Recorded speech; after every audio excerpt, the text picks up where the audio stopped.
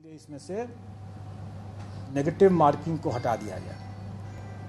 इस पर सरकार का भी अनुरोध है और कमीशन ने इस पर विचार करते हुए इस बार के लिए नेगेटिव मार्किंग को हटा दिया गया। तो चूँकि हमारे क्वेश्चन पेपर्स पहले से मुद्रित हो चुके हैं, उसमें लिखा हुआ होगा कि नेगेटिव मार्किंग भी है, लेकिन अभी तक हम लोगों ने चूँकि हमारे क्वेश्चन पेपर्स पहले से मुद्रित हो चुके हैं, उसमें लिखा हुआ होगा कि नेगेटिव मार्किंग भी है, लेकिन अभी तक हम लोगों ने चूँकि इसी ऊहापोह की स्थिति बनी हुई थी हमारे यहाँ भी कि इसमें नेगेटिव मार्किंग रखा जाए कि नहीं रखा जाए, इसलिए हमने अभी तक बताया भी नहीं था कि कितना नेगेटिव मार्किंग होगा।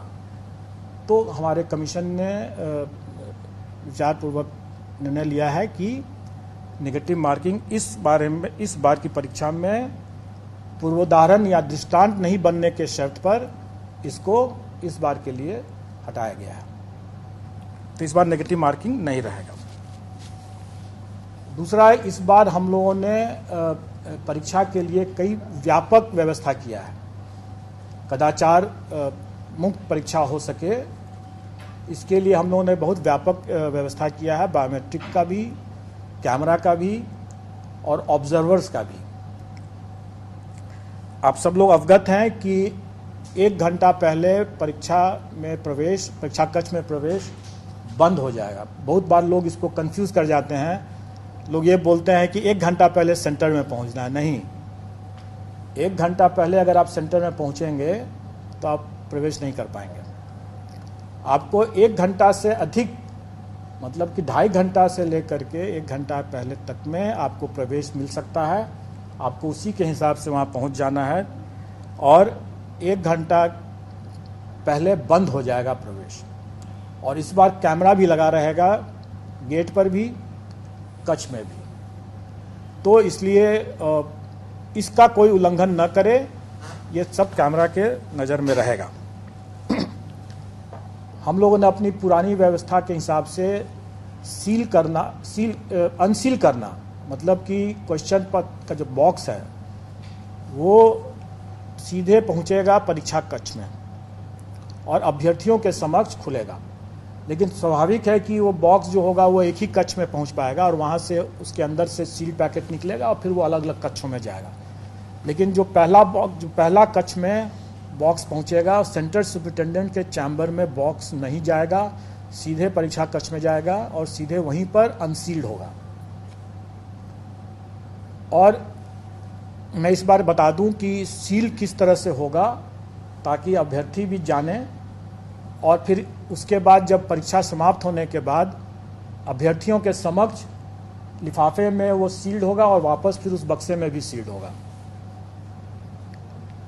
और ये अभ्यर्थियों की जवाबदेही रहेगी कि वो अपने समक्ष सील्ड होकर के जब अंदर चला जाए उसके बाद ही वो परीक्षा कक्ष छोड़ें, क्योंकि बाद में अगर वो कहते हैं कि मेरा OMR शीट गायब हो गया तो उसको हम लोग अनुपस्थित मानेंगे या मानेंगे कि वो अपने ज़बरदस्ती वो अपने जेब में रख के लेके चला गया और वो कदाचार माना जाएगा।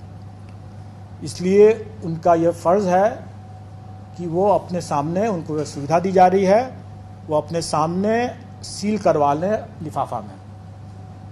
बाद में ये हम लोग इस बात को नहीं मानेंगे कि अगर उनका मिसिंग है तो हम उसको नहीं मानेंगे, हम उसको बल्कि कदाचार मान करके ये समझेंगे कि वो अपने साथ लेते चले गए हैं। अब देखिए, सील करने का भी एक तरीका है जो कि मैं इस बार बता रहा हूँ, क्योंकि प्रायः लोगों को ये हो सकता है कि कह सकते हैं कि भाई हमारे सामने तो सील किया, मेरे जाने के बाद फिर से अनसील करके, मतलब कुछ भी बोल सकते तो हैं ही, हो तो सकता ही है। हम लोग भी जैसे जैसे काम करते हैं तो वैसे वैसे हम लोग भी थोड़ा स्मार्ट होते जाते हैं, हम लोग भी सीखते हैं आप लोग से भी। तो सील जो होगा वो इस बार जो बॉक्सेस जो जाएंगे वो प्लास्टिक के, एयरपोर्ट पर जब आप लोग देखते होंगे प्लास्टिक में से रैप रहता है, वो रहेगा, लॉक भी सील रहेगा और वो सब वहीं खुलेगा अभ्यर्थियों के समक्ष।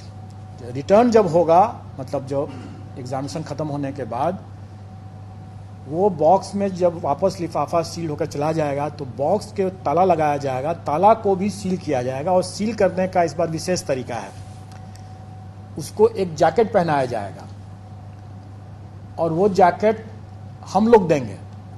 अभी क्या होता था कि सेंटर में सेंटर सुपरिटेंडेंट अपना सील लगाते थे, स्वाभाविक अपना सील लगाते थे, तो फिर आपके पीठ पीछे वो अपना सील खोल करके आप फिर से सील कर सकते हैं। करने में कुछ भी कर सकते हैं, करते हो चाहे न करते हो अलग बात है, करने के लिए कर ही सकते हैं। तो उसको भी, उस पॉइंट को भी सील हम लोग सोचे कि इसको भी, इसमें भी सुधार कर लें और हम लोग अपना सील दे रहे हैं। अपना सील जो हमारा है वो एक जैकेट है, एक लिफाफा है, टैम्पर एविडेंट लिफाफा है, जो कि उस लॉक पर पहना दिया जाएगा।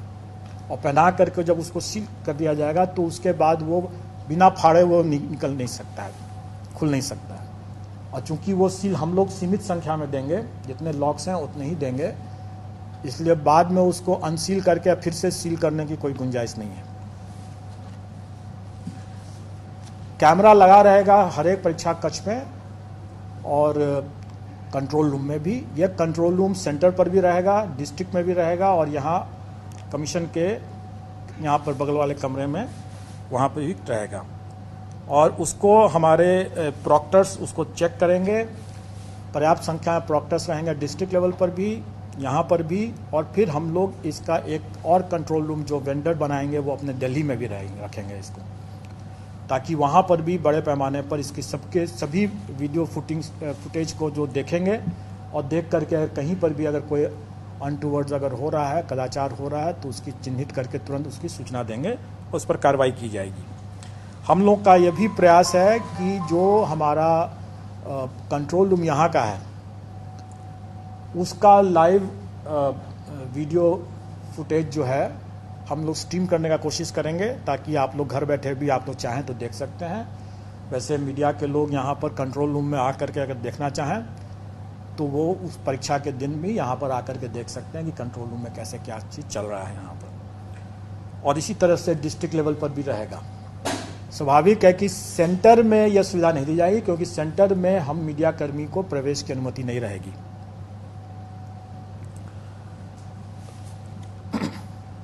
मैं समझता हूं कि जो एक लास्ट पॉइंट बच गया, एक ऑब्जर्वर का सिस्टम हम लोग इस बार बना रहे हैं कि कमीशन से ऑब्जर्वर सरकार की मदद से, ऑफ कोर्स सरकार के वरीय पदाधिकारी जो कि सचिव, प्रधान सचिव स्तर के पदाधिकारी रहेंगे, वो प्रत्येक जिला में ऑब्जर्वर के रूप में जाएंगे और देखेंगे। और प्रमंडलीय आयुक्त को भी हम लोग ये अनुरोध कर रहे हैं सरकार के माध्यम से कि वो लोग भी ऑब्जर्वर की भूमिका में रहेंगे अपने अपने क्षेत्र में निर्धारित तिथियों पर। तो मैं समझता हूं कि मैंने परीक्षा के संचालन के जो मुख्य बिंदु हैं वो आप सब लोगों को बता दिया।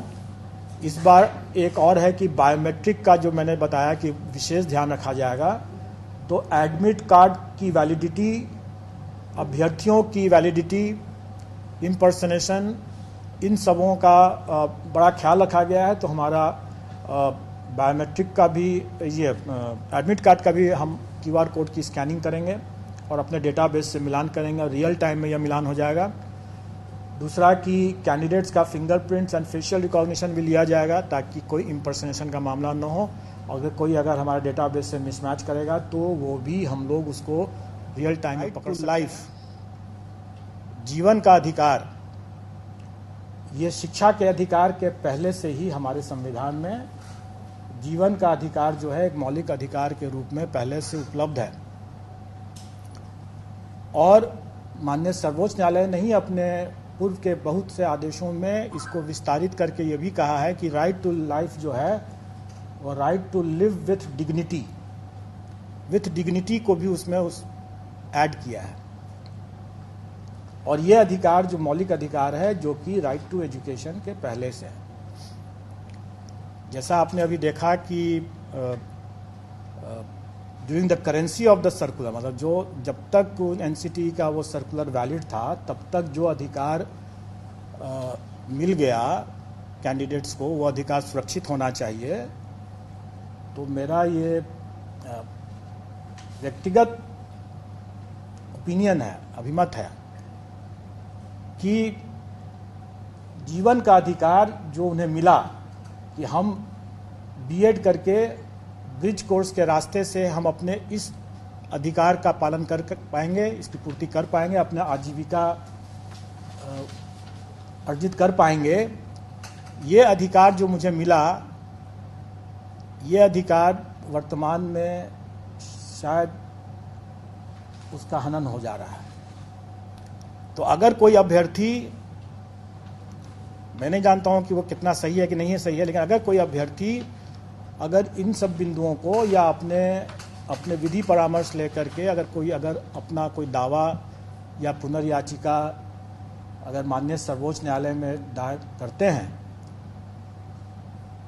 तो हमें उसके फलाफल के लिए प्रतीक्षा करना पड़ेगा और उसके फलाफल से ही प्रभावित होगा उनका परीक्षाफल। तो इसका मतलब यह हुआ कि अभ्यर्थी क्या अपना लीगल रिकॉर्ड्स लेते हैं, क्या एनसीटीई आदेश करती है या क्या राज्य सरकार अध्यादेश या वगैरह वगैरह जो भी लेकर के आती है, उससे उसका परीक्षाफल प्रभावित हो सकता है और हम उसका बिल्कुल अनुपालन करेंगे। अब तब ये प्रश्न आप लोगों के मन में जरूर उठता होगा कि जब इतना संशय है तो फिर अभी परीक्षा को क्यों नहीं टाल दिया जाए। स्वाभाविक है, ये सबके मन में ये सवाल उठेगा और इसका उत्तर भी माननीय सर्वोच्च न्यायालय के इसी आदेश में छुपा हुआ है। माननीय सर्वोच्च न्यायालय ने ये अपने पेज 35 से 36 में ये कहा कि जब आपके पास में डिप्लोमाधारी पर्याप्त संख्या में उपलब्ध थे तो आपको बीएड के साथ, ब्रिज कोर्स के साथ उसको अलाउ करने का कोई औचित्य नहीं था। ये साफ साफ उसमें लिखा हुआ है कि, और इसी कारण से भी यह रद्द हुआ है क्योंकि आपको याद होगा, जानकारी होगी कि केवीएस ने शिक्षकों की कमी के कारण से यह प्रस्ताव दिया था, यह अनुरोध किया था, जिसको एनसीटी ने मान लिया। लेकिन राजस्थान के मामले में सुप्रीम कोर्ट की यह तीखी टिप्पणी है कि जब आपके पास में वहां पर पर्याप्त संख्या में अभ्यर्थी मौजूद थे डिप्लोमाधारी, तब फिर यह ब्रिज कोर्स करके बीएड को शामिल करने का क्या औचित्य है। अगर हम यही कहें कि हमारे पास जब पर्याप्त संख्या में डिप्लोमाधारी अभ्यर्थी उपलब्ध हैं तो परीक्षा को स्थगित करने का क्या औचित्य है। तब तो क्या हम ये माननीय न्यायालय का मानना नहीं माना जाएगा कि हम जानबूझ करके, जबकि माननीय सर्वोच्च न्यायालय ने कह दिया साफ साफ कि आपके बीएड अभ्यर्थी नहीं एलिजिबल है इसके लिए, तब उनके लिए आपकी प्रतीक्षा रहते हुए आपने डिप्लोमाधारी के अधिकार का क्यों हनन किया। इसलिए हम डिप्लोमाधारी के अधिकार का हनन नहीं करेंगे, माननीय सर्वोच्च न्यायालय के अवमानना का भागी नहीं बनेंगे। माननीय सर्वोच्च न्यायालय ने जिस तीखी टिप्पणी को अपना आधार बनाया है, हम उसी तीखी टिप्पणी के आलोक में ये कहेंगे कि हम परीक्षा को नहीं टालेंगे। हम डिप्लोमाधारी हमारे पास पर्याप्त संख्या में है, 3,80,000 से ज़्यादा हमारे डिप्लोमाधारी प्राथमिक शिक्षक के लिए अभ्यर्थी हैं। कई ऐसे बीएड वाले भी हैं जो कि डिप्लोमा भी प्राप्त किए होंगे लेकिन उन्होंने शायद अपना बीएड ही लिखा होगा।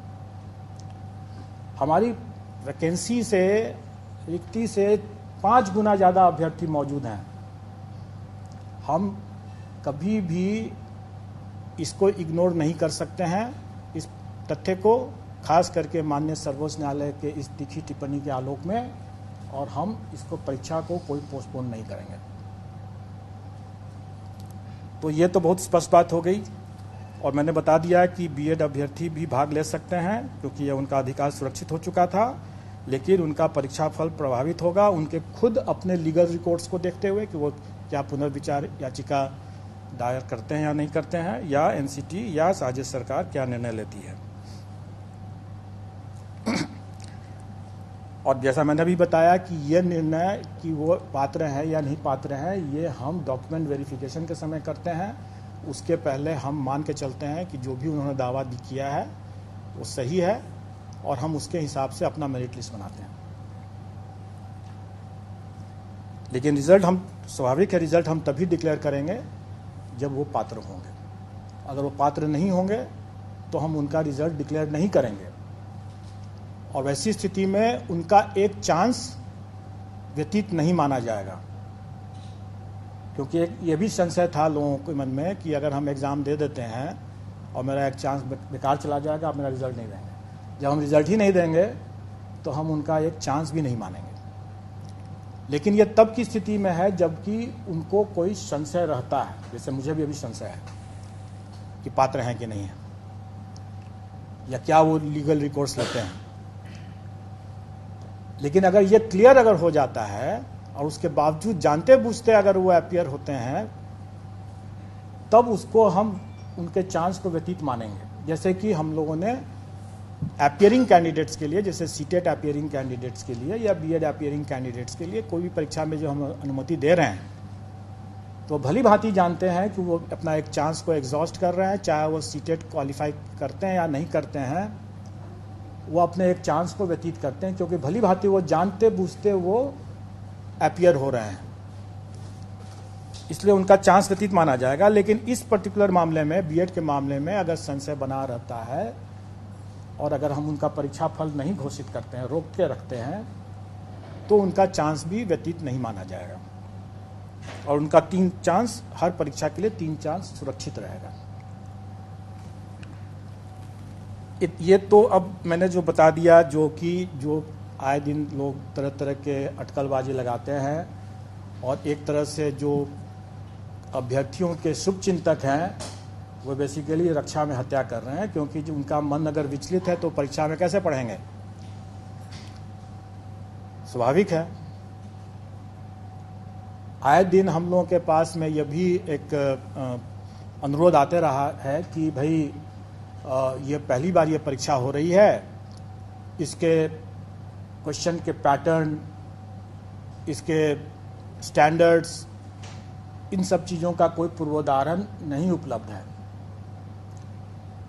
तो हम तैयारी करने में थोड़ी कठिनाई हो रही है, इसलिए इसमें से नेगेटिव मार्किंग को हटा दिया जाए।